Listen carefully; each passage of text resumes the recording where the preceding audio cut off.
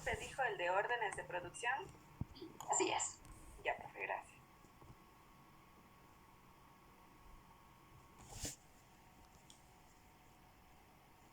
Diferencias. A ver, acuérdense que para poder hacer la asignación del costo en los costos indirectos, nosotros utilizamos una base de asignación. Y esa base de asignación está en función de lo presupuestado, lo proyectado, ¿no es cierto? Dependiendo de cuál es la base que vamos a utilizar. Ya sabemos que podemos utilizar distintas bases dependiendo del costo indirecto que se esté asignando, ¿no es cierto? Entonces, lo que a nosotros nos corresponde es al final revisar cuál es la diferencia y cómo hacer los ajustes cuando existen esas diferencias entre lo que se había presupuestado, lo que se había estimado versus el costeo real, es decir, ya al final del ejercicio, ¿no? Entonces, vamos a suponer, bajo el ejercicio que está acá y que es muy similar, yo vi que algunos inclusive estaban aplicando los mismos pasos en uno de los ejercicios que presentaron, pues estaban utilizando los mismos pasos. Bien. Entonces, vamos a suponer que estos son los datos reales, ¿no? El total de costos indirectos de manufactura es de 1.215.000 y el total de horas de mano de obra directa es 27.000. Entonces, de hecho, si yo utilizo la tasa presupuestada con estos datos, ya tengo ahora un dato de $45 por hora de mano de obra directa, ¿no? Porque estoy dividiendo, como ustedes ven, el 1.215.000 que eran los costos indirectos para la mano de obra que se convierte aquí en la base de asignación. Pero claro, estos serían los datos reales, ¿no? ¿Cómo es que en el ejercicio se habían aplicado? Los costos indirectos, en este caso, en esta empresa, le multiplicamos por no los costos, sino más bien la tasa presupuestada, le multiplicamos la cantidad de horas de mano de obra. En este caso, le sacamos directamente del ejercicio, como ustedes verán, ahí pueden luego revisarle, está nada más jalado de lo que ya fuimos determinando anteriormente. Entonces, ¿cuánto resulta esto ya de la multiplicación? Como ustedes saben, para poder determinar el total de los costos indirectos de manufactura, para esta orden en particular, sería los 45, que es la tasa de asignación, por las 88 horas de mano de obra directa, ¿no? Entonces tenemos aquí los 3.960. Ahora, vamos a calcular el costo de la orden de trabajo ya sumando todos los costos directos e indirectos. Entonces, vamos por un lado, perdón, que voy a esto porque si no, no me deja. Ya, entonces tengo costos totales de manufactura ya con los datos reales versus los costos de manufactura. Voy a hacerle más pequeño para no estar moviendo mucho la pantalla. Ya, creo que se ve. Bueno, ustedes tienen también y eso nos va a ayudar. Entonces, vamos a revisar cuál es la diferencia, obviamente, entre los dos cálculos que hicimos, uno ya con los datos reales y otro de acuerdo a la presupuestación que habíamos definido, ¿no? Entonces, en este caso, con la orden de trabajo, ¿qué tenemos? Los costos indirectos, como ustedes ven, solamente estoy yo jalando la información que ya teníamos antes, ¿no? Nada más acá, ¿dónde está? Acá está, perdón, estaba buscando esto arriba. Ya, acá están los costos, los materiales directos y la mano de obra. La suma de los dos tenemos los costos directos de manufactura.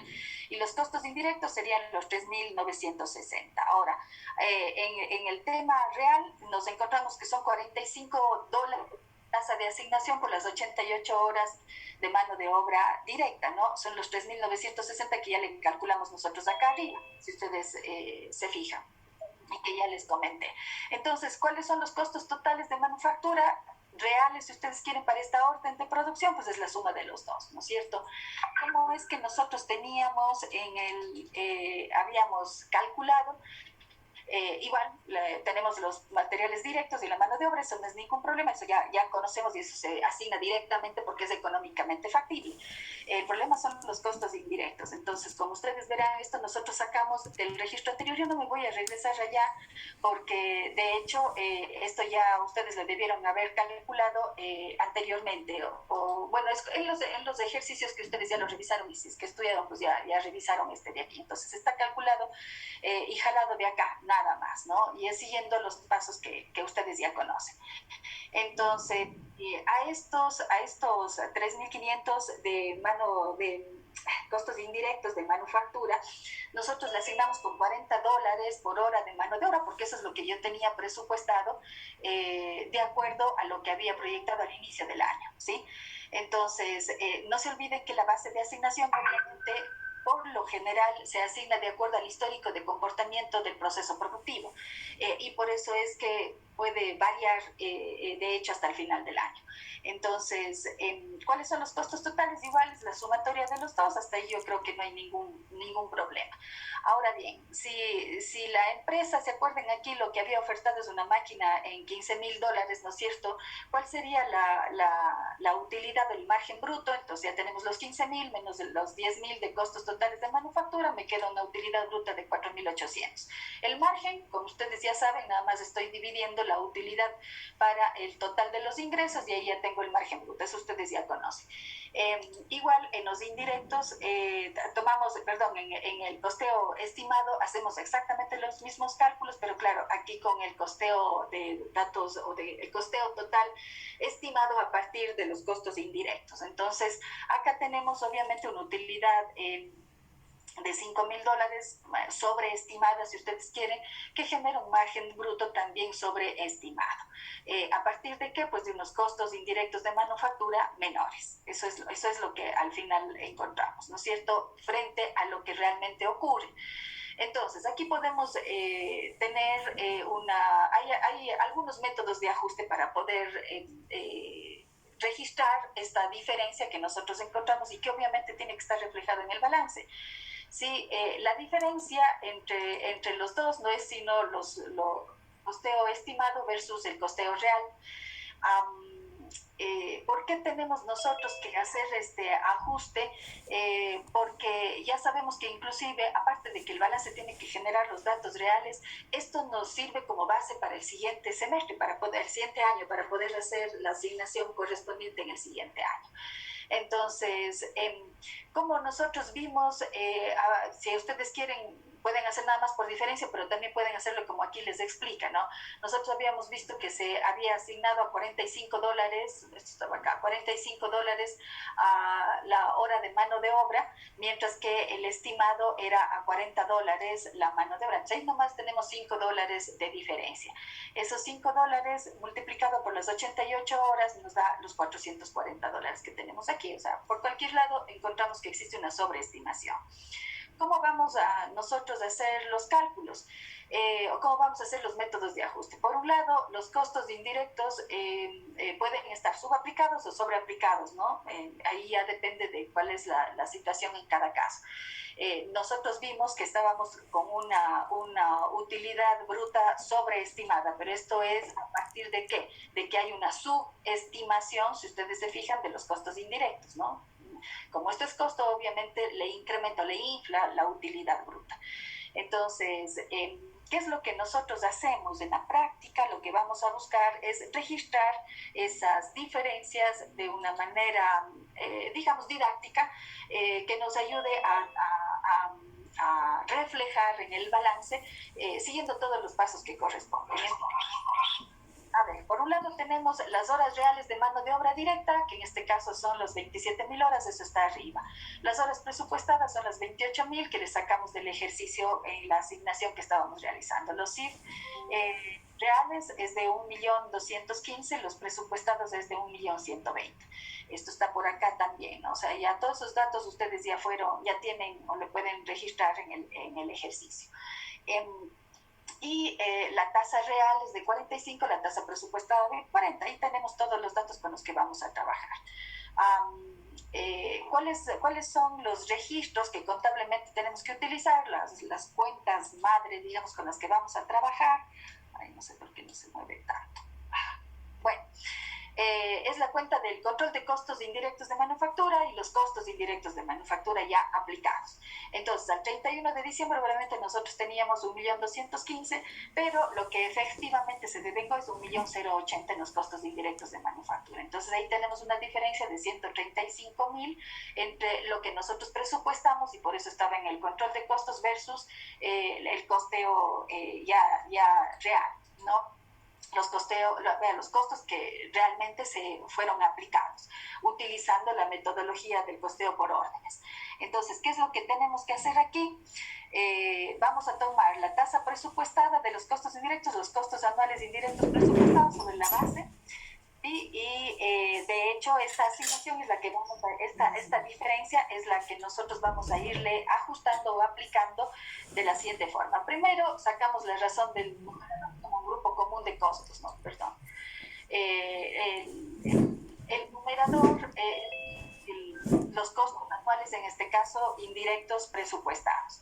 Estos costos indirectos nosotros ya vimos que tenían una diferencia de 135.000. Es de alguna forma la parte que, o es el monto que no se aplicó porque utilizamos una tasa de asignación menor. Acuérdense que en lugar de hacerlo a 45 por hora de mano de obra, utilizamos el dato de 40, porque esa es la información que nosotros teníamos del año anterior. Entonces, bien, ya tenemos el millón, la diferencia, ¿no es cierto?, entre el total de costos indirectos a afectar. Y la razón del denominador se refiere a la cantidad de la base de aplicación, o sea, las horas reales de mano de obra directa. Bueno, aquí son 27.000, son las que teníamos nosotros detalladas versus las 28.000 horas que fueron presupuestadas. Entonces, como ustedes ven, hay otra diferencia por aquí, porque nosotros presupuestamos que se iban a utilizar 28.000 horas de mano de obra, pero en la práctica se utilizaron 27.000, ¿no? Entonces, por el lado del total de costos hay una subestimación, pero por el lado de la base de asignación, que son las horas hombre utilizadas, hay una sobreestimación porque le calculamos 1.000 horas adicionales. Entonces, lo que hacemos en este momento es tomar la diferencia, los 135.000, ¿no es cierto?, y le dividimos para el asignado. Eso me da una tasa de aplicación. ¿De dónde le saco este CIF asignado? Espérenme que no le aparece por aquí. ¿Dónde está? Acá está, ¿no es cierto? Es el dato que nosotros ya registramos y obviamente está en el balance, ¿sí? A partir de eso, yo obtengo pues al final del año, digamos que hay unos costos indirectos de manufactura asignados que se deberían ajustar directamente utilizando esta tasa ya de aplicación, ¿no? Porque como ustedes ven, estamos ya considerando por un lado la diferencia y por otro lado el total de CIF asignados. Entonces tenemos, es como la parte proporcional del error, si ustedes quieren, es como la parte proporcional del error. Entonces, esa parte proporcional yo tengo que asignarle o tengo que ajustarle contablemente. Hay sistemas informáticos inclusive que utilizan en la parte contable y nada más le ponen este valor, este factor, digamos, de ajuste y con eso hacen todos los cálculos para la asignación final. Es como que le vuelven a reprocesar con esta tasa ajustada, ¿sí? Ahora, bueno, aquí vimos, ¿no es cierto?, si es que hacemos solamente por la orden en particular, vimos que la diferencia era de 440 y claro, ¿qué fue lo que se asignó en realidad? Son los 3.520 que nosotros habíamos señalado por acá. ¿Dónde están los 3.520? ¿Dónde está? Acá está, ya. Son los 3.520 que nosotros habíamos estimado. Entonces, si los costos indirectos de manufactura me representan una tasa de ajuste de 12.5, lo que nosotros hacemos es mandarle esta asignación, como le decía, este ajuste a cada una de las cuentas que están afectadas en el costo indirecto de manufactura. y lo que hacemos al final es nada más hacer un ajuste estimando para cada orden de trabajo, como les decía, de tal forma que la aplicación del 12.5 se haga todos los factores de costo indirecto de la orden, y con eso vamos a encontrar que los costos indirectos de los 3.500 se van a aparecer ya como 3.920 porque hubo un ajuste de cada uno de esos. Como digo, en la práctica lo que ocurre es que se van haciendo automáticamente a través de un software. Ahora, caso contrario, lo que le toca a usted hacer es en cuentas totales, es lo que he visto que hacen. Entonces, es más o menos como se está haciendo aquí, ¿no? O sea, ya tenemos el dato de la orden, la diferencia, los valores asignados, tenemos los valores reales, acá, los valores reales, y de hecho, como ustedes verán, lo único que se hizo es tomar el valor presupuestado y aplicarle la tasa de ajuste y le sale la diferencia que nosotros ya calculamos, ¿sí ven? ¿No? Entonces, no hay nada más, eso es lo que hacemos, tomamos el valor presupuestado y lo multiplicamos por la tasa de ajuste, y con eso ya tenemos el dato, y es el dato real que nosotros ya habíamos, se saca ya del mismo balance, ¿sí? De la asignación en la práctica. Entonces, pueden hacerlo así. La verdad es que ya los sistemas de órdenes de producción tienen este factor de ajuste, y ustedes le pueden aplicar al final del año, a diciembre, cuando están haciendo todos los ajustes, y sacan esta diferencia. Ahora, caso contrario, como acá nosotros no tenemos, ¿no es cierto?, simplemente le aplicamos el factor de ajuste con la tasa, los costos indirectos presupuestados por la tasa de ajuste, y ya tenemos el costo indirecto ajustado, ¿sí? Entonces, usted puede hacerla así. Puede hacerla también con el enfoque de prorrateo, como ustedes ven. La diferencia era de 135.000, ¿no es cierto? La tasa ajustada, ya nosotros tenemos el 12.5. Este es un mecanismo utilizado sobre todo cuando se tiene bien definidas las macro cuentas, ¿no? Y se tiene un buen registro y un control. Yo creo que este factor de prorrateo quizás puede ser el más justo si es que no tenemos el sistema automatizado. Entonces, vamos a ver, supongamos que tenemos el saldo de la cuenta antes del prorrateo en $50.000, ¿sí? El total de costos de productos terminados 75.000, el costo de ventas de 2.375.000. Obviamente yo estos datos les puse justamente para que puedan dar el valor exacto. Como ustedes ven, son los saldos de las cuentas, ¿no? ¿Cuáles son los CIF asignados? Ya sabemos que nosotros tenemos 1.080.000 de CIF asignados, entonces tenemos el control de producción proceso 16, esto ustedes le van sacando ya del balance en sí, ¿no? De los datos del balance. La cuenta también del control de los productos terminados y la del costo de ventas, que serían en este caso las cuentas que se van a asignar los CIF. Ya. Entonces sacamos nada más el dato de la proporción de cada una de estas cuentas frente al total. Eso es lo que estamos haciendo, si ustedes se fijan aquí, ¿no? Solo sacamos cada una, y lo que hacemos es ir asignando estos valores al total de la diferencia, asignando cada una de estas proporciones con el total del valor que tenemos que ajustar, en este caso por la subaplicación, ¿no? Entonces ustedes ven, lo único que estoy haciendo es multiplicándole por ese dato y le voy asignando. Al final tengo los 135.000.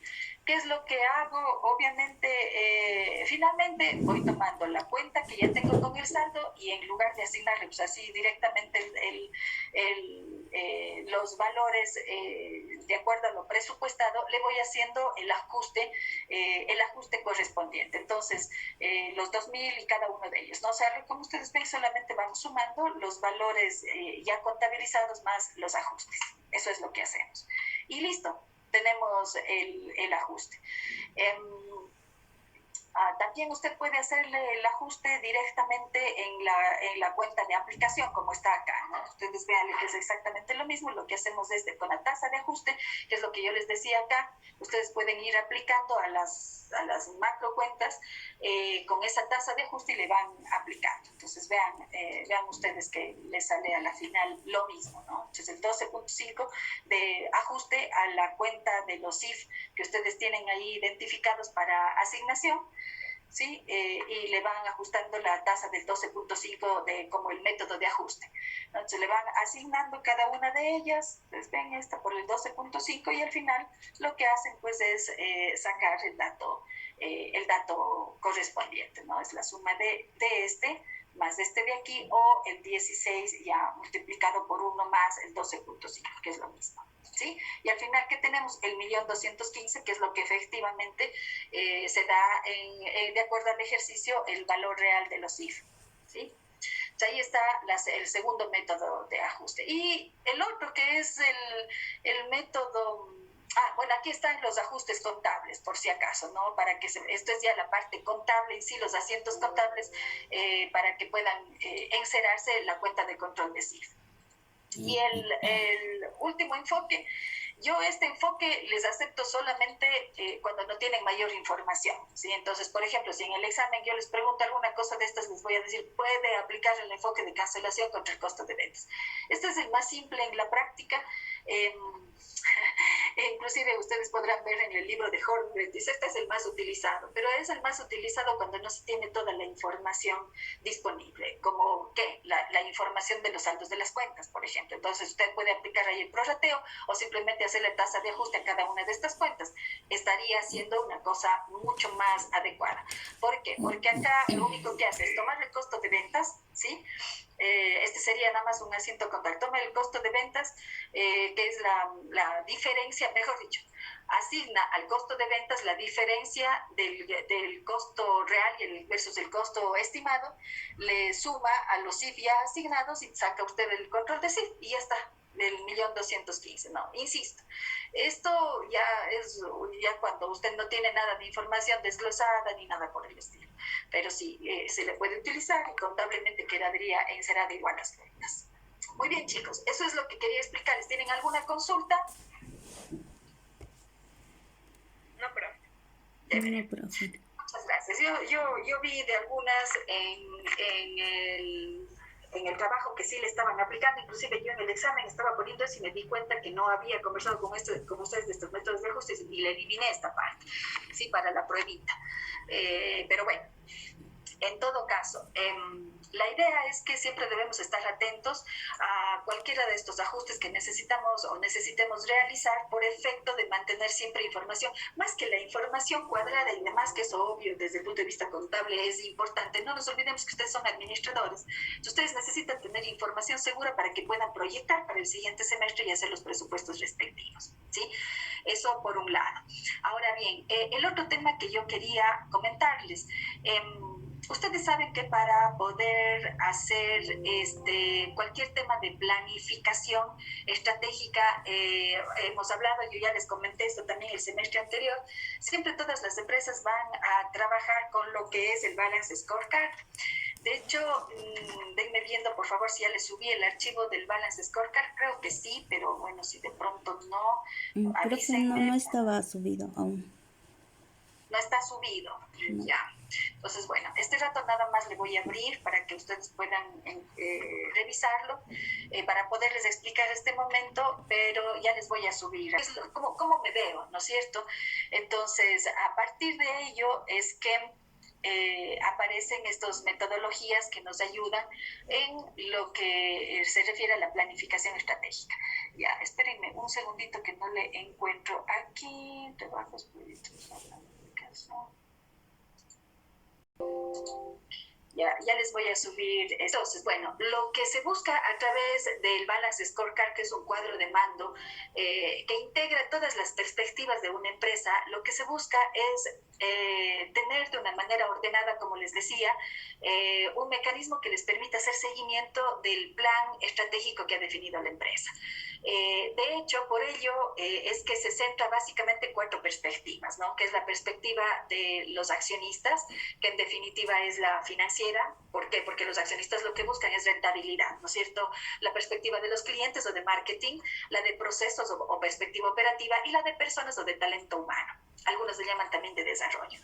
Bueno, Estas 4 perspectivas lo que buscan es, dentro de esta herramienta del cuadro de mando integral, establecer claramente cuáles son los objetivos a los que quiere llegar la empresa, estableciendo la interrelación que existe entre esos objetivos dentro de las distintas perspectivas, y obviamente estableciendo responsables, plazos, recursos y sobre todo planes de acción específicos para alcanzar esos objetivos estratégicos, ¿no? Entonces, acá Racho no se avanza. Espérense. Ay, bueno, ya. Entonces, ¿qué es lo que busca normalmente una empresa? Busca obtener mejores resultados básicamente a partir de lo que es la gestión de todas estas perspectivas que le conlleven a un objetivo estratégico general. Normalmente el objetivo estratégico el general está vinculado a la obtención de utilidad. La verdad es que esa es la situación. Ustedes podrán encontrar objetivos genéricos vinculados a la parte de marketing, que digan a ser la empresa líder en las ventas en tal lugar. Sí, pero ese liderazgo en ventas le va a permitir posicionarse como, mejor dicho, le va a permitir incrementar definitivamente las utilidades. También hay ocasiones en que he encontrado objetivos estratégicos que están vinculados a los clientes. Y específicamente es buscar satisfacer las necesidades de los clientes o dar el servicio óptimo de calidad, sí, pero todo eso ¿a qué le lleva? Le lleva a generar mayores ventas y por tanto mayores utilidades, ¿sí? Entonces, generalmente el objetivo estratégico está vinculado a ese tema de incrementar el beneficio para los accionistas o incrementar el beneficio para los socios. No nos olvidamos que ese beneficio puede estar manifestado a través de excedentes, como en el caso de las instituciones no financieras o las empresas que no tienen fines de lucro, ¿ya? En la gestión, sí hay instituciones financieras que no tienen fines de lucro como las cooperativas, ¿no? Pero igual generan excedentes. Entonces, se puede hacer una gestión de costes, se puede hacer también una gestión de intangibles, como les acabo de decir, por tema de calidad, innovación, imagen, clima laboral, etcétera, ¿no? Y normalmente los costes, que es lo que a ustedes les interesa, ¿no es cierto?, van a estar vinculados al tema de despidos, outsourcings, reducción de plantillas en la parte de lo que es talento humano, reducción general de gastos, aplicación de mecanismos de justo a tiempo, por ejemplo, mejora de precios, búsqueda de proveedores a menores costos, etcétera, etcétera. Entonces, como ustedes ven, hay distintas estrategias que están vinculadas a los dos aspectos. Por un lado a los costos, por otro lado a los intangibles. La idea es que a través del cuadro de mando integral, todos aquellos aspectos que ustedes quieran gestionar pueden estar controlados a través de objetivos específicos y de indicadores que nos van a ir indicando cuál es el logro o el avance en el cumplimiento de esos objetivos. Al final, como decíamos, las 4 perspectivas van a estar perfectamente controladas siempre que asimismo la aplicación de los indicadores sean adecuados, sean revisados constantemente. Esto no es una camisa de fuerzas y más bien ayuda a hacer si usted quiere, ayuda a que cada uno de las personas, de los empleados y sobre todo los encargados responsables de cada una de las actividades pueda ir viendo los avances y haciendo los ajustes si fuera del caso.